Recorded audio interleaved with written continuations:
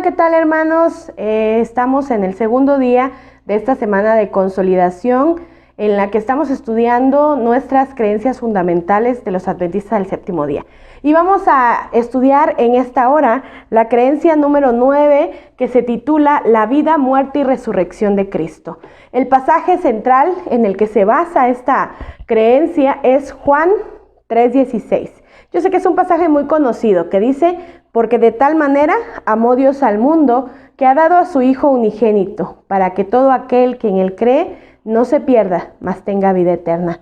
Fíjate que un pasaje del libro Creencia de los Adventistas del Séptimo Día en la página 118 dice lo siguiente: mediante la vida de Cristo, de perfecta obediencia a la voluntad de Dios, y en su sufrimiento, su muerte y su resurrección, Dios proveyó el único medio para expiar el pecado humano, de manera que los que por fe aceptan esta expiación puedan tener vida eterna y toda la creación pueda comprender mejor el infinito y santo amor del Creador. ¡Qué hermoso! Esta humanidad había caído en pecado. Estábamos desechados aparentemente de la gracia divina, pero esta gracia siempre estuvo allí lista para recuperarnos. Y el Señor proveyó un plan para esta situación que estábamos viviendo como planeta y como seres humanos. Ese plan de redención se creó mucho antes de la creación del mundo, poniendo de manifiesto la omnisapiencia y el amor eterno de Dios. Y el único que podía llevar a cabo ese plan era Cristo Jesús, el Hijo de Dios, Dios mismo hecho carne. Vamos a estudiar a profundidad esta creencia especial. La primera parte dice la gracia salvadora de Dios y nos pregunta: ¿qué hizo Dios por la humanidad? Y ya lo vimos ahí en Juan 3:16. Dios amó tanto a la humanidad que dio a Cristo Jesús, su único Hijo, el único que compartía sus características de Dios, que compartía el amor, la deidad, la divinidad con Él, nos los dio. Yo sé que la figura de Cristo es preciosa, puesto que Él llevó en sí mismo la carga de nuestros pecados, sufrió para que nosotros no sufriéramos. Pero yo soy mamá y te voy a decir que probablemente dar a mi hijo en sacrificio para una situación semejante sería un gran dolor en el corazón. El Padre también tuvo que sacrificó a su único Hijo. Cristo se sacrificó a sí mismo y el Padre sacrificó a su único Hijo, mostrándonos su amor eterno, mostrándonos cómo Él sentía esta parte de responsabilidad también por nuestra salvación, aunque no era su responsabilidad. Cristo y el Padre, el Espíritu Santo, fueron más allá de lo humanamente pensable, trascendiendo el tiempo, trascendiendo en amor por nosotros. Siguiente, ¿qué significa que Cristo nos haya reconciliado? Y allá en Romanos 5:10 dice: porque si siendo enemigos fuimos reconciliados con Dios por la muerte de su Hijo, mucho más estando reconciliados seremos salvos por su vida. ¿Qué significa que Cristo nos haya reconciliado? Significa que en su sacrificio, en la muerte, en la cruz, tú y yo tuvimos acceso nuevamente al cielo. Tenemos por parte de Cristo la oportunidad de la salvación eterna. Y esto es algo precioso, porque pues Isaías 53 también dice que por su llaga, que por el dolor de Cristo nosotros fuimos curados. No cabe duda que somos privilegiados al gozar de un amor tan santo y un sacrificio tan puro. Cristo ha permitido que el cielo y la tierra vuelvan a unirse en su persona. ¿Es la muerte de Cristo necesaria para la salvación humana? ¿Será que realmente necesitábamos que Cristo viniese a morir por nosotros? Juan 3:36 dice lo siguiente: el que cree en el Hijo tiene vida eterna, pero el que rechaza al Hijo no sabrá lo que es esa vida, sino que permanecerá bajo el castigo de Dios. Hay quien dice que nosotros los adventistas somos fanáticos porque creemos en la ley y que estamos bajo la ley. Pero esto es falso. Nosotros no guardamos la ley porque creamos que la ley nos salva. Guardamos la ley porque entendemos que somos salvos en Cristo Jesús. Y como yo soy salva y la ley de Dios es el amor manifestado en acción del Señor, de Jesucristo, entonces yo guardo la ley. Y sí, necesito creer en el sacrificio de Cristo para poder aceptarlo, vivirlo y entonces proclamarlo. Y eso es algo precioso. Para ser salvos tan solo necesitamos creer que Cristo nos dio la salvación. Cosa maravillosa. Tan solo creer. Sí, necesitamos entender que la muerte de Cristo fue el pago inmediato de nuestro pecado. 4. ¿Para qué vino Jesús? Y aquí tenemos dos citas y vamos a verlas. Mateo 20:28 dice: como el Hijo del Hombre no vino para ser servido, sino para servir y para dar su vida en rescate por muchos. Y Efesios 1:7 dice lo siguiente: en Él tenemos redención por medio de su sangre, el perdón de nuestras transgresiones según la riqueza de su gracia. Cristo vino a servir a la humanidad. No hay otra forma de decirlo. Él vino a dar su vida en rescate de la nuestra, para que tú y yo no tuviéramos que sufrir una muerte eterna, sino que en Él tuviésemos la oportunidad de trascender hacia la vida eterna. Y este sacrificio obviamente llevaba el toque del servicio. Jesús sanó, Jesús alimentó, Jesús caminó, Jesús limpió, Jesús sanó a todo aquel que se acercaba a Él. Es decir, que la vida de Cristo nos da ejemplo de servicio, porque Él primero sirvió a otros. Aún en la última cena se fajó vamos a decir, el mandil, tomó el agua y comenzó a lavar los pies de sus discípulos. Porque Cristo y el cielo viven para servir y para dar. Tú y yo no estaríamos en una condición de bienestar, de vida, si el cielo no estuviera pendiente de nosotros, de cuidarnos. Y eso es servicio. Cristo vino a rescatarnos y también a servirnos. Nos hizo un servicio eterno de salvación. El ministerio expiatorio de Cristo afecta no solo a la raza humana, sino a todo el universo. Y vamos a ver ¿cómo es esto?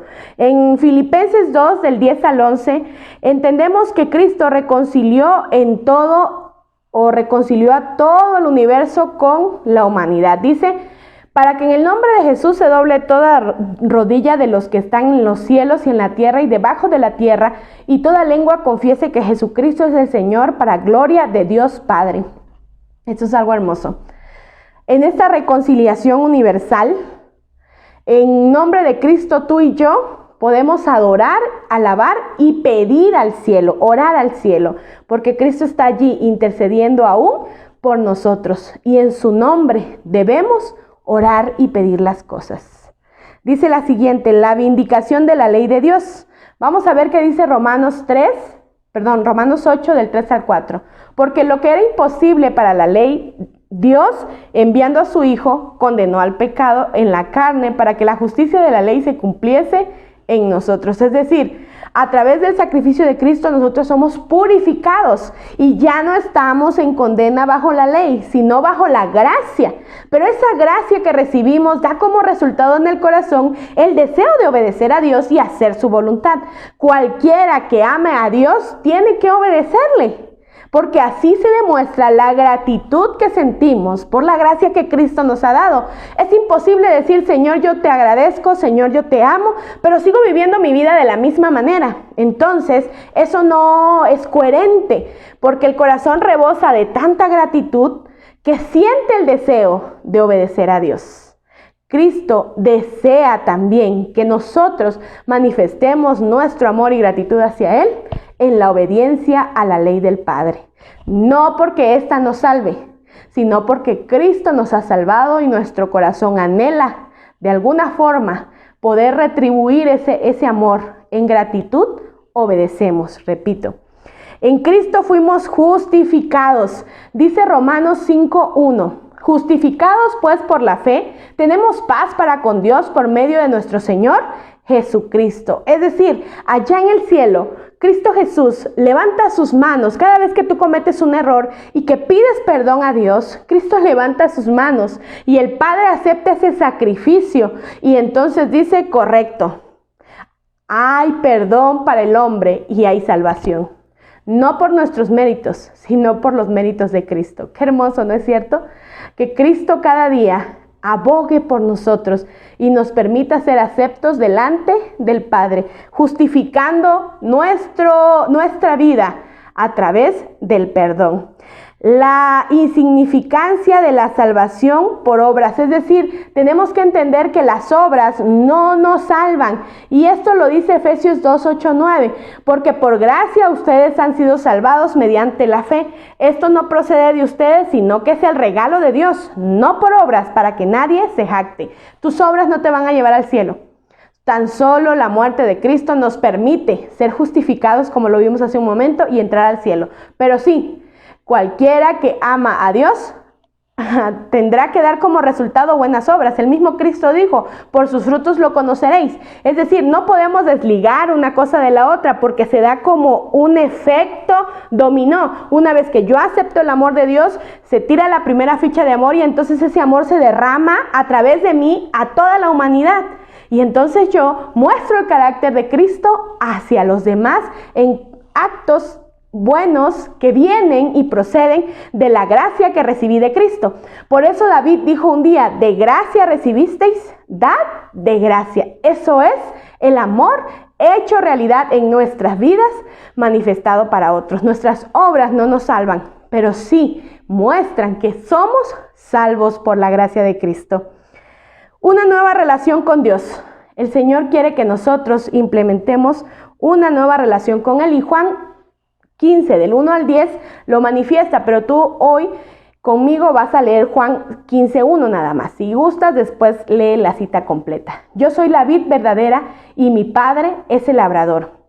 Aquí el Señor nos habla de una transformación, de que vamos de proceso en proceso cambiando aquellas cosas que para nosotros eran imposibles, pero no las cambiamos por nuestra fuerza, sino por el poder del Señor. El Señor nos da fuerza y nos da victoria sobre el pecado, sobre los hábitos insanos, sobre las conductas erróneas, y entonces nosotros nos convertimos en una nueva persona, seguidores de Cristo.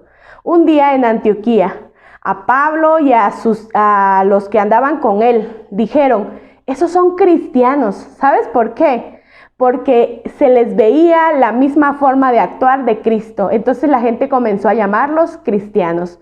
Tú y yo debemos reflejar a Cristo para realmente llamarnos cristianos el día de hoy, siguiendo su ejemplo de servicio, de sacrificio y de amor, pero no por mero formalismo, sino porque sentimos en el corazón su amor, y entonces ese amor, te repito nuevamente, dará frutos para bendición de otros.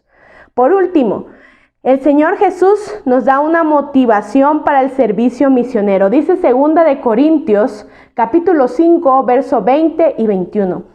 Así que somos embajadores en nombre de Cristo, como si Dios rogase por medio nuestro. Os rogamos en nombre de Cristo, reconciliaos con Dios. Al que no conoció pecado, hizo pecado por nosotros, para que nosotros fuésemos hechos justicia de Dios en Él.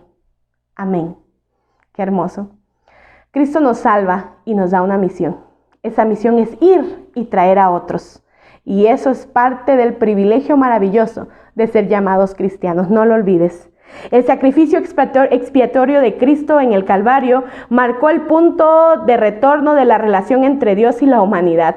A pesar de que hay un registro de los pecados de la gente, como resultado de la reconciliación, Dios no les imputa sus pecados, sino que la imagen de Cristo, aquel que lo ha aceptado, se levanta por sobre sus pecados y éste es perdonado. Medita y explica en esta hora, ¿qué importancia tiene el sacrificio de Cristo para tu vida? ¿Lo aceptas como tu Salvador? ¿Cómo expresas gratitud por lo que Cristo hizo en el Calvario por ti? ¿Cómo muestras a otros tu agradecimiento y tu amor hacia Él? ¿Qué cambios decides hacer para mantenerte en la salvación? Pues una vez salvos, empieza la lucha para mantenernos puros en el nombre de Cristo. El Señor pueda bendecirnos y esa vida, esa muerte, resurrección de Cristo puede impulsarnos cada día a estar más cerca de Él, a valorar ese amor que Él nos dio, y también por esa valoración y esa gratitud traer a otros. Pronto el cielo se abrirá y veremos a ese Cristo regresar en gloria y majestad. Que el Señor te bendiga.